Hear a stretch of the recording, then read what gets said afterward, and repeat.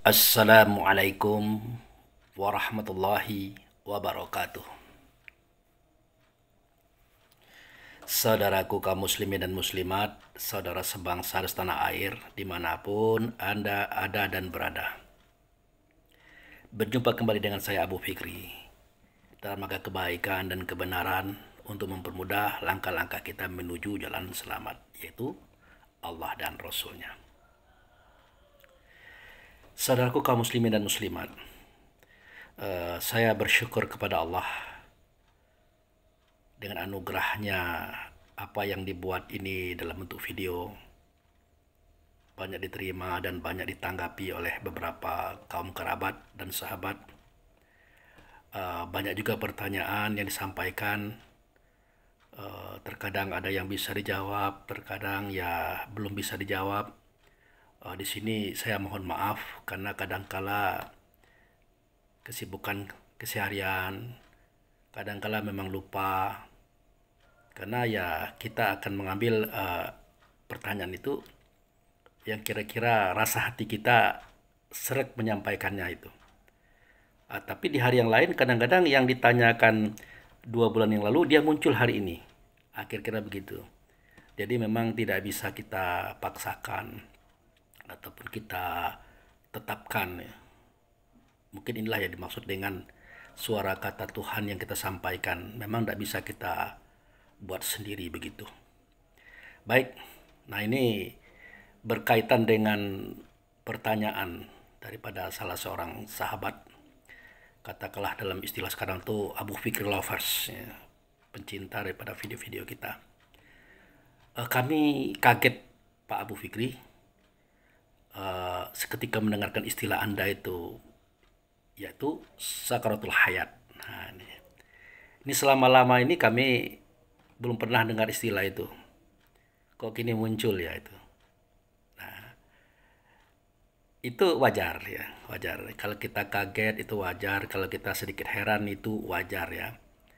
Karena selama ini kan kita fokus kepada sakaratul maut ya.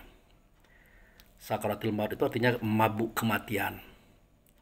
Di dalam kematian itu kita ada mengalami kemabukan, kemualan, muntah gitu nah. Saking beratnya situasi kematian itu. Itu disebut dengan sakaratul maut. Nah, kalau sakaratul hayat itu ya berbeda ya. Jadi sakaratul maut itu terjadi efek kepada sakaratul hayat, mabuk dalam kehidupan. Nah, mabuk dalam kehidupan itu berbeda dengan mabuk di dalam kematian. Kalau mabuk dalam kematian itu kita lebih dekat kepada rasa perih, pedih, sakit, panas, hangat, membakar.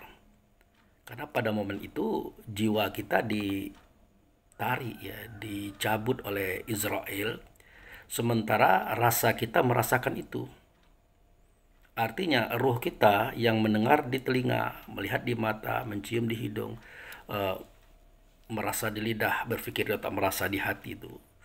Oh, dia tahu persis situasi dan kondisi dan merasakan betul apa yang terjadi dari ujung kaki sampai ujung rambut. Jadi si jiwa itu ditarik. Tinggal ya berlahan-lahan atau tergesa-gesa gitu nah. Dikejutkan atau ditarik, dimasukkan lagi, ditarik lagi. Tinggal itu persoalannya. Jadi betul-betul menyiksa. Nah, dan ini tergantung kepada kapasitas dosa yang sudah kita buat. Bahkan ada orang baik juga dia mengalami itu. Orang baik dia mengalami itu ya kenapa? Ya karena dia tidak tahu tempat pulang gitu. Tidak tahu tempat kembali dia kepada Tuhan. Karena dia selama ini biasa hidup ya seperti biasa. Dia orang Islam tapi dia dengan agama ini sekedar-sekedar saja. Namun orangnya baik. Ya, orangnya baik, suka membantu orang, suka ya banyak hal lah.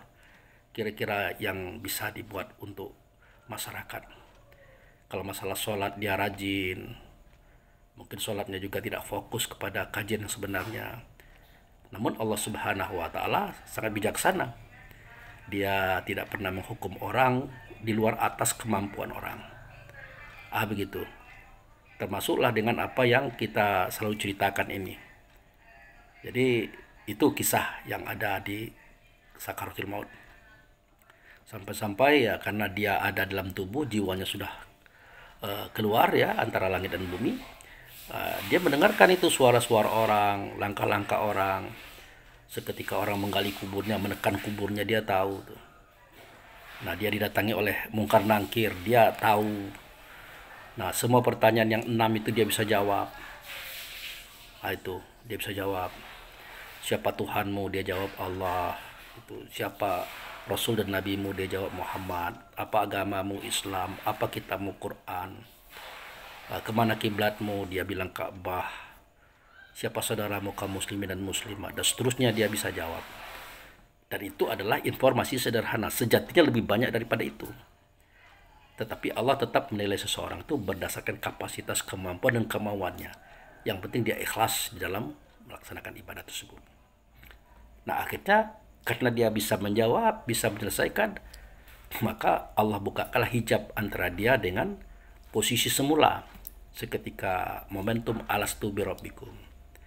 Nah, adakah tidak aku dengan Tuhan kamu? Nah, aku yang dengan Tuhan itulah ditanyakan oleh Mungkar Nangkir, itu siapa? Itu siapa? Nah, akhirnya dia jawab, itu adalah sifatnya Allah, itu adalah wujud serta Allah, itu adalah Muhammad. Nah, makanya dia di-off-kan, diistirahatkan. Kalau dalam bahasa kitanya ditidurkan. Nah, jadi nanti seketika langit pecah, bumi pecah, katakanlah kiamat, dia tiba-tiba bangkit dan bangun lagi. Menyaksikan bagaimana di kubur-kubur itu semua mayat itu bangkit lagi dalam bentuk yang berbeda-beda. Dia tahu itu. Dia melihat begitu dahsyatnya kehidupan di saat itu. Sampai dia berkata, ya wailana membatsana mimar kodina. Waduh celaka aku, siapa sih yang membangunkan aku daripada tidurku ini. Itu.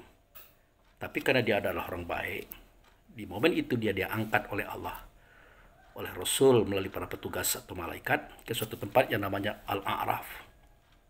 Tempat yang tinggi. Posisinya adalah antara surga dan neraka. Sekali-kali dia melihat kepada surga, dia tersenyum. Sekali-kali dia melihat pada neraka, dia menangis. Nah, surga itu adalah tempat transit tadi yang telah saya ceritakan itu. Dia tersenyum melihat orang-orang senang-senang.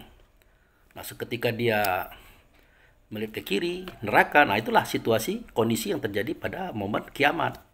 Di situ kelihatan banyak orang yang menderita, tersiksa. Tapi dia tidak bisa menjelaskan bentuk mereka itu.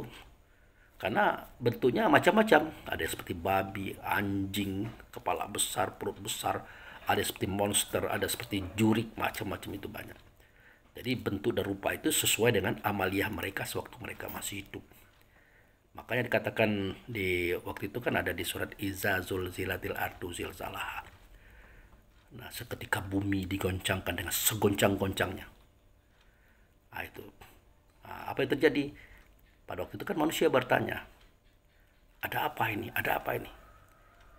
Nah, maka yauma izin tuh haditsu akbaraha. Waktu itu bumi itu menceritakan, mengkabarkan kepada mereka yang bertanya.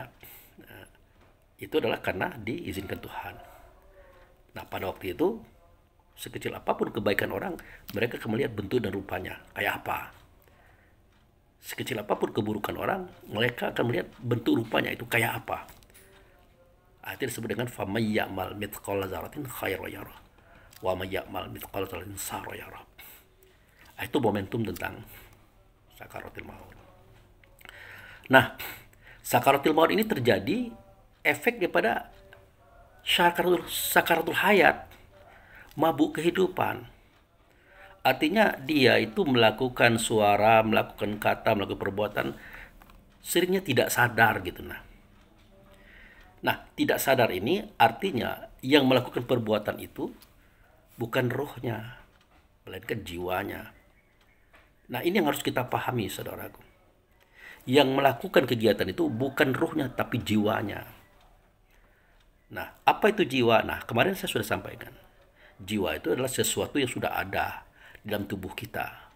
Fungsinya menghidupkan tubuh kita. Sementara roh belum ditiup. Itu jiwa. Nah, bagaimana prosesi kehidupan jiwa itu? Yaitu seketika dipancarkan air sulbi oleh ayahanda kita ke dalam rahim ibu. Yang terjadi apa? Di dalam air sulbi itu terdapat makhluk yang bernama spermatozoa. Nah, itu kepalanya seperti telur ayam, badannya panjang, ekornya cambuk. Karena pada dirinya ada kecerdasan Tuhan, maka dia mencari relung-relung di mana ovum atau telur perempuan itu berada. Maka dia buahi itu. Setelah satu dia mampu membuahi, maka yang lain itu pada mati semua. Nah, dia berkembang, ya. Dia membelah 2, membelah 4, membelah 8, membelah 16, sampai membelah 32. Perkembangan itu menunjukkan bahwa dia hidup. Yang hidup itulah jiwa. Bukan ruh, jiwa. Itu. Nah, jiwa inilah yang tercipta dan terjadi dari 4 anasir itu. Jiwa ini yang dari anasir angin, namanya roh rehan. Anasir air, namanya roh rahamani. Anasir tanah, namanya roh jasmani. Anasir api, namanya roh idafi. Jadi 4 anasir ini kalau digabung jadilah dia jiwa. Itu. Nah, nama lain pada jiwa itu adalah manusia atau an-nasu. Jadi kita bukanlah jiwa, kita bukanlah an-nasu, kita bukanlah manusia. Tetapi kita adalah ruh yang datang daripada Allah, yang semestinya kembali kepada Allah. Itu, saudaraku, yang harus kita pahami. Nah, untuk melihat keberadaan jiwa ini, ya, lihat waktu kita sedang tidur. Apa yang terjadi? Kita bernapas, kita bergerak kanan, bergerak kiri, kadang-kadang atau kita ngelantur, atau kita ngigau. Itu ruh tidak ada di tubuh kita. Yang ada cuma jiwa. Itu. Dari mana sumbernya Pak Abu? Dari mana dalilnya Pak Abu? Mari kita lihat pada surat Az-Zumar ayat 42. Oke, biar valid cerita kita ini. Ya. Nah, ini ayatnya. Nah, bunyinya begini ya. Allahu yatawaffal anfusa haina mautiha walati lam tamut fi manamiha fayumsiku allati qadal alaiha maut wa yursilu ukhra illa ajali musamma inna fi dzalika la ayati liqaumi yatafakkarun. Kan begitu. Jadi ini ayat hebat, ini ayat yang luar biasa, yang kadang-kadang kita lewati begitu saja ya. Nah, ini terjemahannya.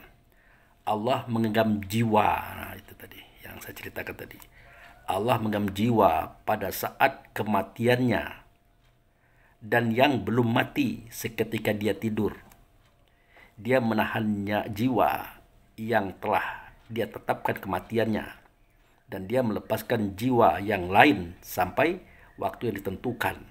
Sesungguhnya pada kejadian sedemikian itu benar-benar terdapat bukti kekuasaan Allah bagi kaum yang berpikir. Jadi ini hanya orang yang berakal dan berpikir dengan akalnya tentang paham ini. Artinya hanya orang yang belajar yang paham ini. Tapi sejatinya kan kita semua kan harus belajar. Tidak mesti kita serahkan kepada ustadz saja, ulama saja, kiai saja. Biar kita sama-sama menikmati kepahaman itu. Nah, di sini jelas kalimat itu. Jadi ya seketika kita tidur itu jiwa kita ada di tubuh. Karena fungsi jiwa adalah menghidupkan tubuh itu. Nah, roh keluar. Nah, fungsi roh itu adalah menghidupkan indera. Pendengaran, penglihatan, penciuman, perasaan, pemikiran, dan sebagainya itu. Makanya waktu kita tidur tidak bisa mendengar, tidak bisa melihat, tidak bisa mencium, tidak bisa merasa, tidak bisa berkata, tidak bisa berpikir, dan tidak bisa merasakan apa-apa. Karena yang merasakan itu waktu itu lagi keluar dia. Itu. Nah, jadi kembali kepada persoalan kita tadi. Jadi sakratul hayat itu atau mabuk kehidupan itu adalah orang yang biasa hidup, yang kehidupannya dikendalikan oleh jiwa, bukan dikendalikan oleh rohnya. Itu, saudaraku. Termasuk dia bersuara, dia berkata, dia berbuat. Sepintas itu seperti ruh yang melakukan. Tetapi bukan. Itu jiwa yang melakukan. Nah, selama jiwa yang melakukan itu, kita banyak keliru. Kita banyak salah dan kita sering menyesali itu. Nah, kami Pak Abu Fikri susah membedakan mana itu perbuatan jiwa yang kita lakukan, mana itu perbuatan ruh yang melakukan. Susah kami membedakan. Nah, sederhana saja. Kalau kita ingin melihat bagaimana perbuatan jiwa yang terjadi pada tubuh kita ini, atau perbuatan ruh yang terjadi pada jasad kita ini, ya perhatikan waktu sholat itu. Jadi sholat ini sebenarnya luar biasa, barometer yang sangat terang. Bagi siapa? Ya bagi kita yang mau berpikir. Nah coba lihat, kalau orang sholat, dia tegak seperti alif, ruku seperti ha, sujud seperti mim, duduk seperti dal. Dia membacakan Allahu Akbar, iftitah Al-Fatihah surat.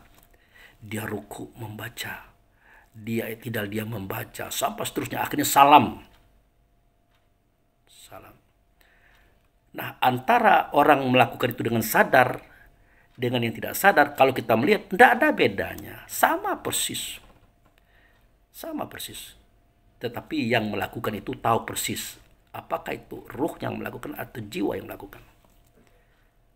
Nah, kalau ruh yang melakukan, mulai daripada dia tegak sampai dia duduk salam, mulai daripada Allah Akbar sampai salam, dia ingat.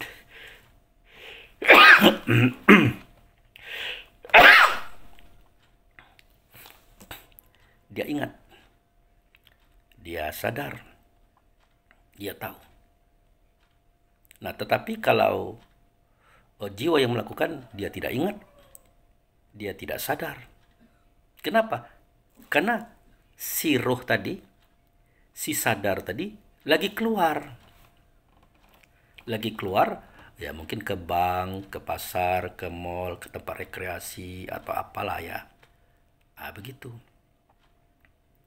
Nah, sehingga yang melakukannya adalah si jiwa. Jadi seolah-olah mobil tadi ditinggalkan oleh ruh, dia tetap berjalan. Nah, sementara yang menjalankan berikutnya adalah si jiwa. Itu. Nah, ini salah satu bentuk daripada contoh perbuatan ruh dengan jiwa tadi.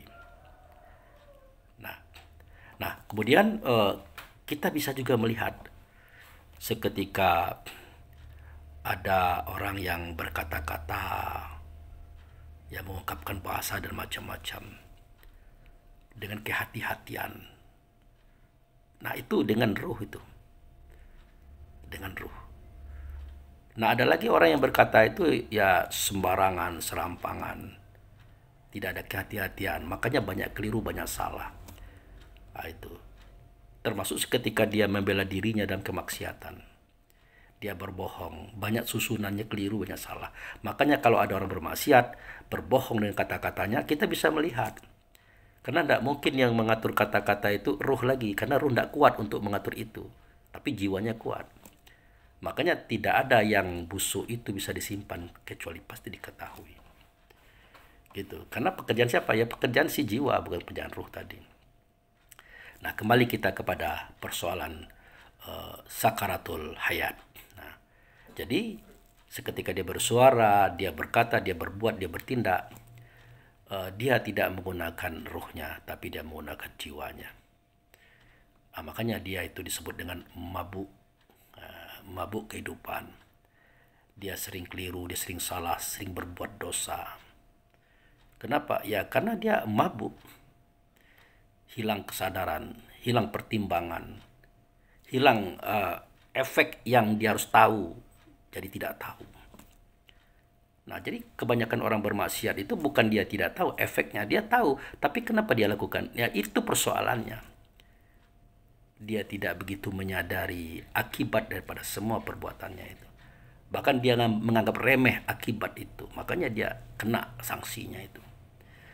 Nah, oleh karena itu kita kaum muslimin ya, orang-orang yang mengikut Allah dan Rasul, ya semestinya kita harus melatih serta mendidik rohani kita itu agar bisa selalu tetap pada posisinya, yaitu kesadaran tadi. Nah, caranya bagaimana? Nah, itulah sholat. Sholat itu kan melatih kesadaran itu, saudaraku.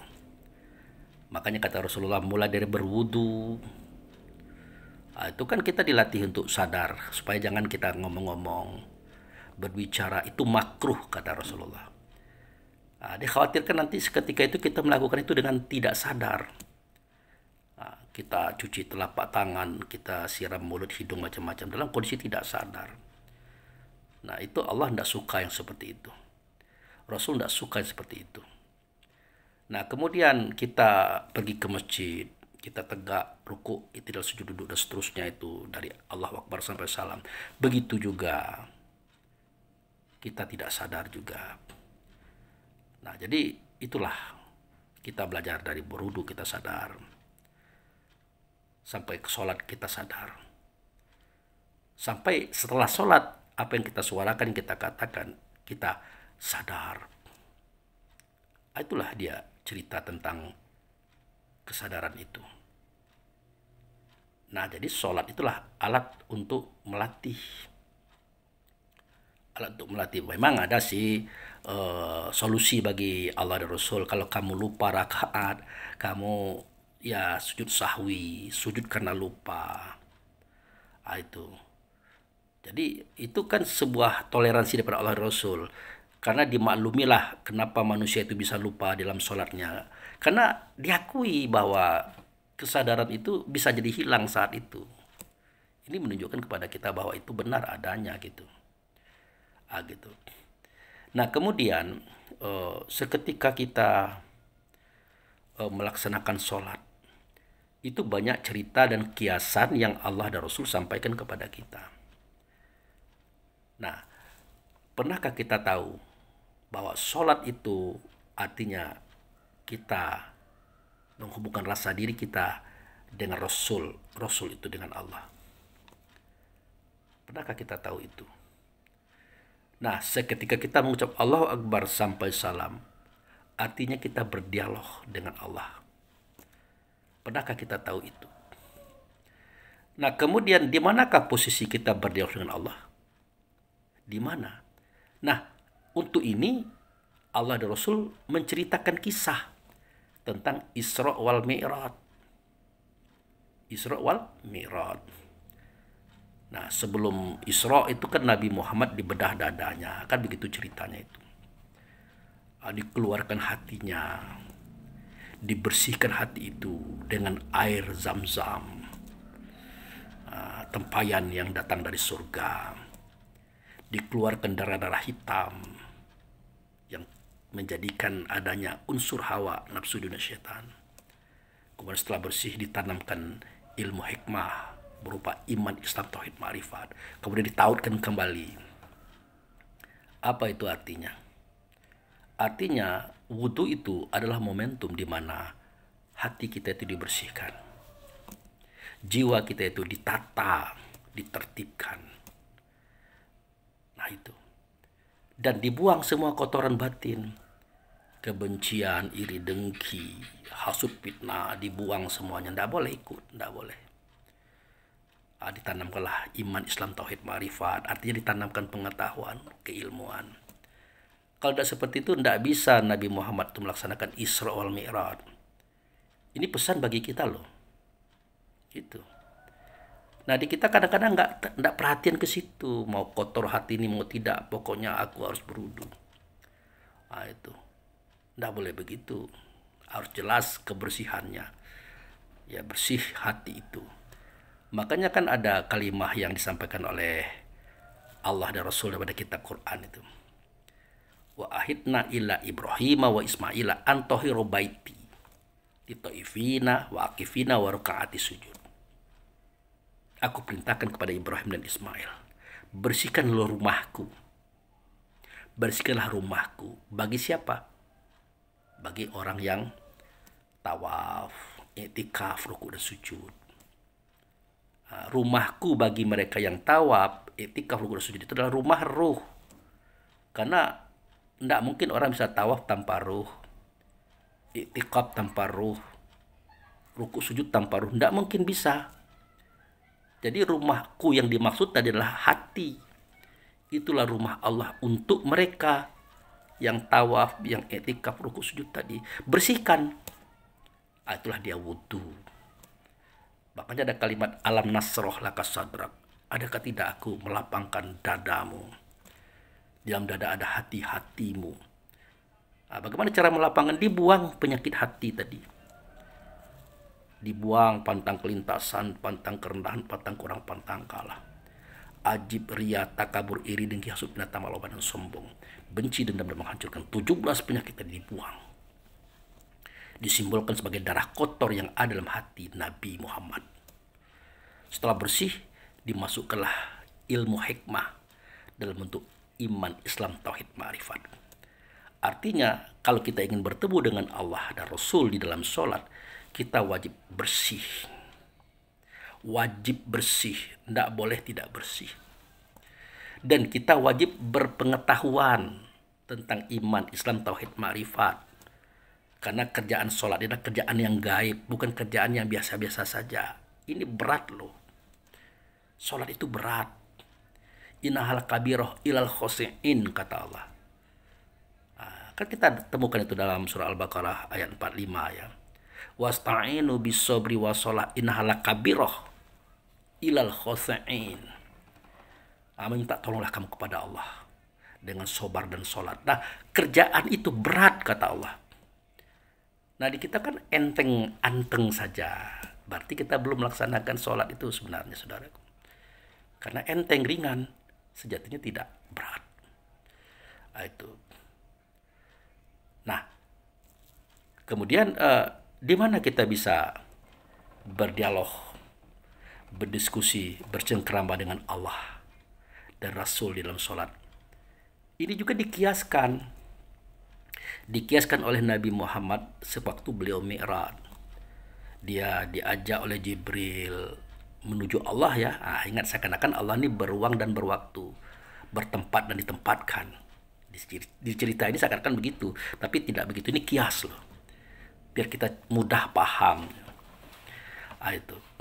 Nah, jadi seketika Jibril masuk langit yang pertama, kan ditanya oleh penjaga langit, "Hai Jibril, engkau datang dengan siapa?" "Dengan Muhammad." Nah, terbukalah pintu langit yang pertama. Di pintu yang kedua sampai ketujuh tetap begitu.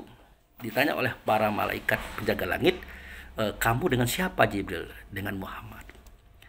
Barulah terbuka sampai ke pintu langit yang ketujuh. Nah, di pintu langit yang ketujuh Jibril tidak bisa masuk lagi. Hanya Muhammad yang bisa tampil di situ. Naiklah dia ke Sidratul Muntaha. Sampailah dia ke tingkat Sidratul Muntaha. Sidrah itu artinya kesadaran, muntaha itu adalah yang tertinggi. Nah, pada tingkat inilah kita bisa bersuara, berkata, berdialog dengan Allah dan Rasul di tempat itu. Kalau tidak di Sidratul Muntaha, tidak akan terjadi dialog di dalam sholat itu, saudaraku. Kalau bukan di tempat kesadaran yang tertinggi, tidak bisa. Maka disinilah latihan kesadaran itu. Nah, apa yang kita ucapkan? Nah, at-tahiyatul mubarakatus sholawatu thayyibatulillah. Nah, itu kita masih beretika. At-tahiyatul, penghormatan, berkah, kesejahteraan hanyalah bagi Allah. Ya, bagi Allah tidak guna itu, karena dialah yang memberikan penghormatan, memberikan berkah, memberikan kesejahteraan untuk kita. Makanya waktu itu Allah menunjuk kepada Nabi. Ingat, Nabi bukan Rasul. Kenapa? Karena Allah tidak nyata pada Rasul. Yang diajak berdialog yang pertama itu adalah Rasul. Rasul itu menunjuk pada Nabi. Nah, siapa itu Nabi? Nabi itu adalah yang membawa. Membawa apa? Membawa Rasul. Kalau dalam kisah Nabi Muhammad. Kalau dalam kisah kita lain lagi. Nabi itu adalah orang yang bersifat dengan sifat Muhammad. Boleh jadi dia adalah guru, mursyid, ustadz kita. Nah, dikatakan ini, gitu kira-kira seakan-akan Allah tuh menunjuk ini gitu, melalui Rasulnya. Dia menunjuk pada Nabi. Makanya kita beralih kata assalamualaikum ayuhan Nabi warahmatullahi wabarakatuh. Keselamatan itu bagi engkau wahai Nabi, wahai orang yang membawa sifat Muhammad. Itu Siddiq Amanat Al-Fatona dan seterusnya itu. Nah, terakhir ya tidak begitu juga kata Allah. Tidak hanya kepada dia, si Nabi tadi, tapi juga untuk kamu. Makanya Allah berkata, Assalamu alaina wa ala ibadillah solehin. Nah, kamu ucapkan itu, kata Allah kepada kita. Nah, jadi diajarkan kita itu. Keselamatan juga bagi kami dan hamba-hamba yang soleh, hamba-hamba yang sholat, hamba-hamba yang menghubungkan rasa dirinya kepada Rasul-Rasul dengan Allah.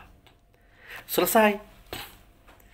Nah, setelah itu apa yang kita ucapkan? Allahumma sholli ala Muhammad wa ala ali Muhammad. Sampai terakhir, kan begitu. Nah, setelah itu kita minta kepada Allah supaya kita itu tetap bersama Muhammad. Kita minta kepada Rasul, kita tetap bersama Muhammad. Muhammad itu adalah orang yang membawa sifat. Apakah itu mursyid kita, apakah itu guru kita, apakah itu ustadz kita. Tetaplah kita bersama beliau, karena beliau itulah orang yang membawa sifat. Nah, sebagaimana Ibrahim sudah berhubungan dengan Muhammad. Nah, jadi Muhammad yang kita katakan untuk diri kita dengan Muhammad yang dikatakan Ibrahim untuk dirinya itu berbeda. Nah, kalau Muhammad yang dikatakan oleh Ibrahim sebagai Muhammad yang dihadapi saat itu adalah wujud serta Allah yang dia bertubuh, berbadan, berjasad. Jadi Nabi Ibrahim sudah berhubungan dengan dia itu. Begitu juga Nabi Musa juga ada begitu. Nah, kalau kita kapasitasnya agak sedikit rendah lah, orang biasa, tapi dia punya sifat dengan sifat Muhammad. Sesuai lah siapanya kita kan gitu. Tapi hakikatnya sama. Kata-kata untuk Muhammad itu artinya orang yang membawa sifat. Kalau yang para nabi itu di dalamnya adalah Rasul. Itu Rasul itu serta Allah, dia langsung kepada kekuatan kekuasaan tertinggi. Kalau kita jadilah yang di bawah-bawah. Muhammad kita ini adalah orang yang baik, orang yang bersifat dengan sifatnya. Gitu. Karena ruhnya guru kita dengan ruh kita itu sama. Sebenarnya ruh kita dengan ruh Adam sampai Isa itu sama, tapi kapasitas ketinggian kemuliaannya memang beda dengan kita. Gitu saudara. Nah, kembali kita kepada cerita kesadaran tadi. Hanya di posisi kesadaran yang tertinggi lah kita bisa berdialog dengan Tuhan. Itu. Nah, efek daripada ini adalah kita akan menjadi orang yang sadar. Sadar bersuara, sadar berkata, sadar berbuat. Di momen inilah terkadang ada orang yang senang dengan kita, terkadang ada orang yang benci kepada kita. Kenapa orang senang dengan kita? Karena kita bisa meletakkan sesuatu pada posisinya, karena kita sadar. Kenapa orang tidak senang kepada kita? Karena kita tahu persis, belum lagi dia bersuara berkata, kita sudah tahu apa yang tidak dia katakan. Makanya kita sudah siap-siap antisipasi. Nah, seketika kita mengeluarkan antisipasi, maka dia tidak terima. Karena antisipasi atau solusi yang kita berikan itu menurut dia tidak cocok dengan pemikiran. Tidak cocok dengan perasaan. Karena merugikan usaha mereka. Nah, itulah yang terjadi pada diri Nabi Muhammad zaman dulu. Bukan pamannya Abu Lahab itu tidak tahu siapa itu Muhammad. Tahu. Bahkan Abu Lahab dan kawan-kawan lah yang mengatakan dia itu Al-Amin. Orang yang paling jujur. Paling baik, paling ikhlas. Tapi seketika Nabi Muhammad mengatakan padanya adalah Rasul ataupun utusan, nah mulai mereka ribut. Mulai mereka heboh. Kenapa? Karena Muhammad ini pasti akan melakukan solusi atau ide yang bertentangan dengan usaha mereka. Bertentangan dengan karya mereka atau perbuatan mereka. Maka jauh-jauh hari mereka mengkat. Maka terjadilah permusuhan.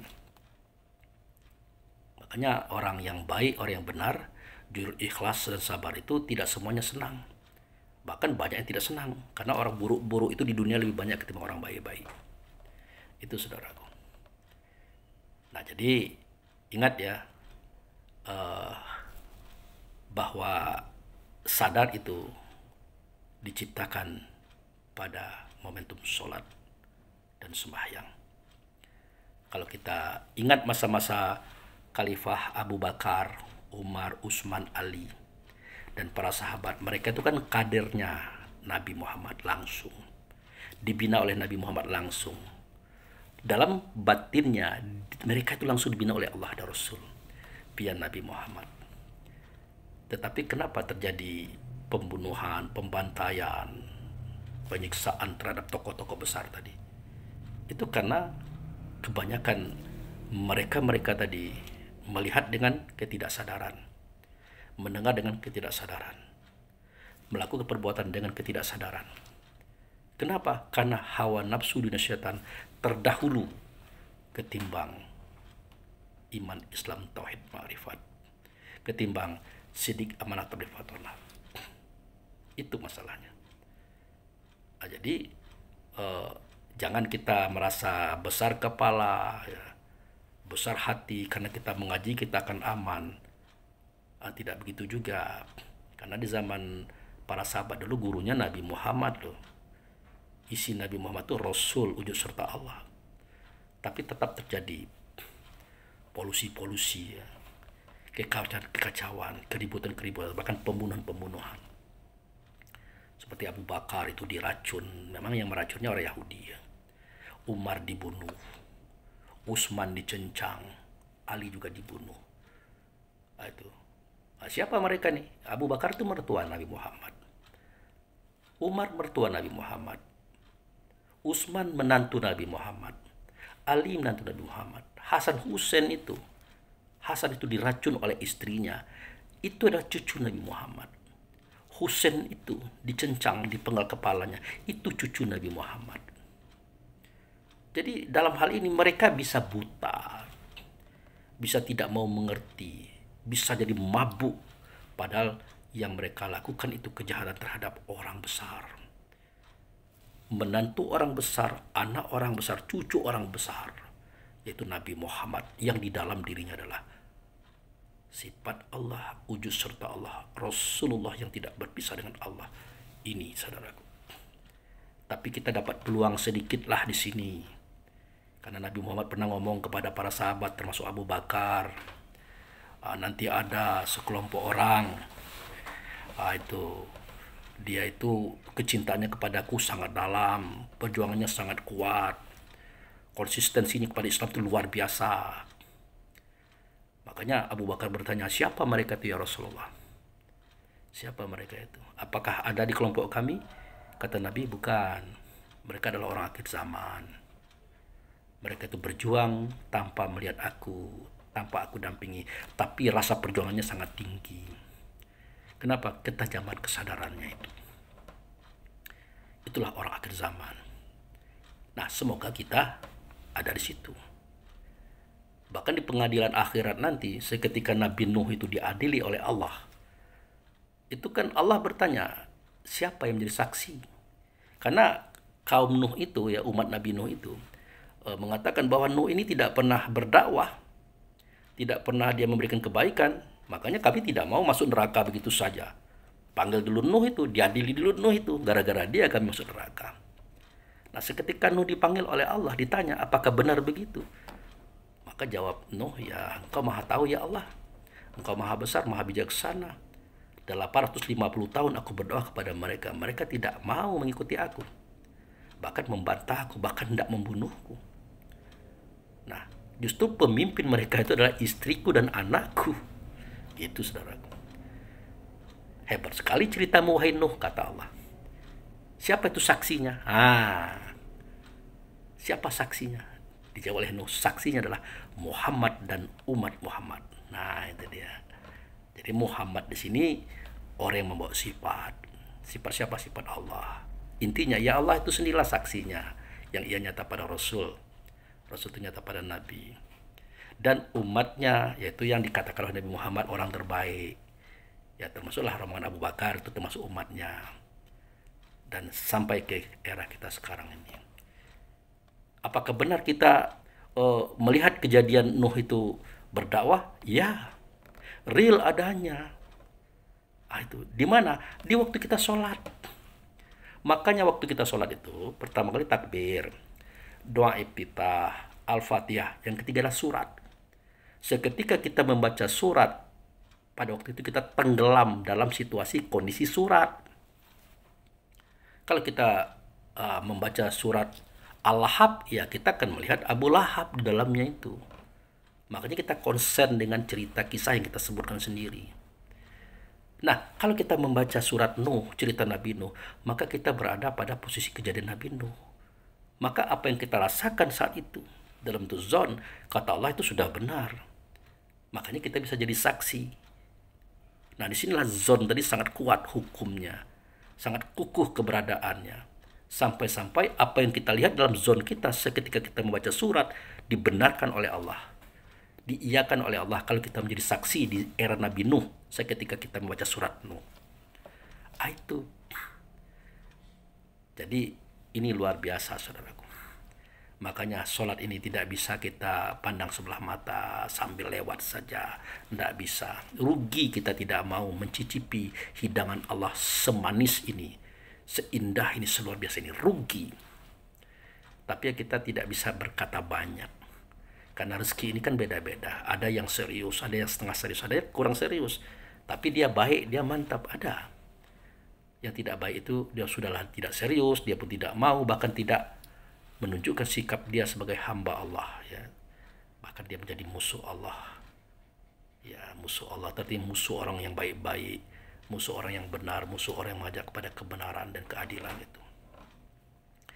Nah, inilah sebab terjadinya sakaratul maut. Terjadinya sakaratul maut karena kita mengalami sakaratul hayat, mabuk dalam kehidupan. Dalam pikiran kita, perasaan kita, pandangan kita, pendengaran kita, perkataan kita tidak lain kecuali harta, tahta, wanita,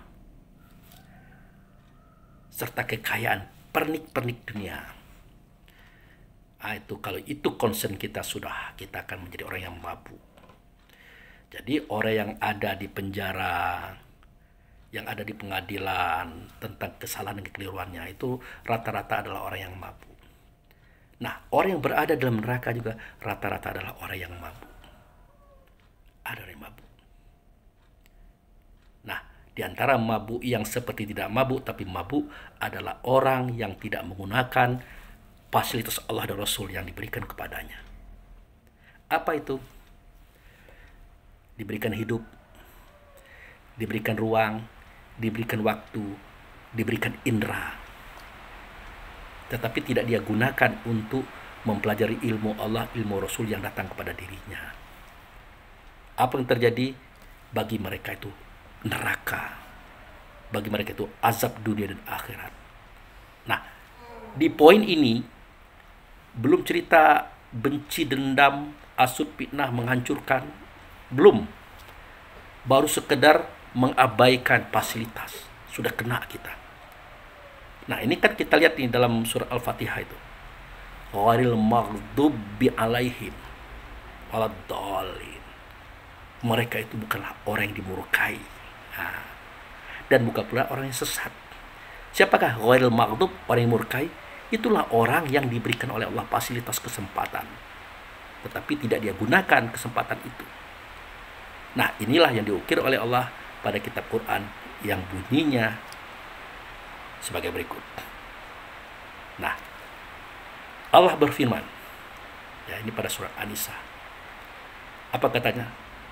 Walaqad zara'na li jahannam katsiran minal jin wal ins walahum qulubu la yafqahuna biha walahum ayunu la yubsiruna biha walahum uzunu la yasma'una biha ulaika kal an'am balhum adall wa ulaika umul ghafilun.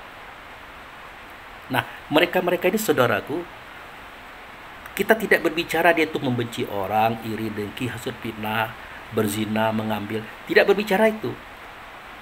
Kesalahan mereka hanya mengabaikan fasilitas, mengabaikan kesempatan yang Allah sudah berikan kepada mereka. Itu dosa mereka itu. Dan neraka tempat mereka. Mereka diberikan hati, tidak mau memahami, tidak mau mempelajari, mendalami. Mereka punya penglihatan, tidak mau meneliti, tidak mau mempelajari. Mereka punya pendengaran, tidak mau menimbang dan mempertimbangkan. Pokoknya hidupnya cuma satu saja. Apa itu? Harta, tahta, wanita, kekuasaan, kekayaan dunia. Tidak ada yang lain. Suara kata perbuatannya fokus pada dunia saja. Dikatakan oleh Allah mereka itu sama dengan hewan. Bahkan lebih parah. Ya, kalau hewan kan tidak diberikan kekuatan untuk menjadi khalifah. Ya, jadi dia itu hanya hidup, hanya berpikir untuk kesenangan di dunianya saja. makan, minum, dan beternak. Itu. Kalau kita kan tidak itu, banyak. Itu. Nah, itu makanya dikatakan oleh Allah Rasul kita itu lebih parah daripada hewan. Itu. Nanti akan kita lihat bagaimana kekejaman, kesadisan yang dibuat oleh manusia karena mereka mengabaikan fasilitas ini. Akhirnya ya berdosa juga, berkhianat juga, durhaka juga kepada Allah dan Rasul dan kepada diri sendiri. Itu saudara. Jadi sakaratul maut ditimbulkan oleh sakaratul hayat, mabuk dalam kehidupan. Demikian, terima kasih. Hari hujan menandakan turunnya kasih sayang Allah atau rahmat. Wabillahi taufiq wal hidayah. Assalamualaikum warahmatullahi wabarakatuh.